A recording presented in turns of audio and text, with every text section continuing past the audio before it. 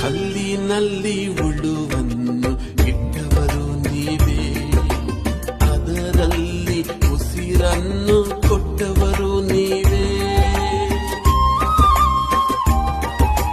ಕಲ್ಲಿನಲ್ಲಿ ಉಳುವನ್ನು ಇಟ್ಟವರು ನೀವೇ, ಅದರಲ್ಲಿ ಉಸಿರನ್ನು ಕೊಟ್ಟವರು ನೀವೇ.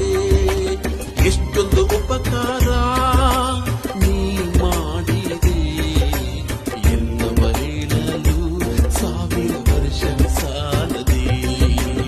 ಎಷ್ಟೊಂದು ಉಪಕಾರ ನೀ ಮಾಡಿದೆ, ಎಲ್ಲವ ಹೇಳಲು 1000 ವರ್ಷ ಸಾಲದೆ.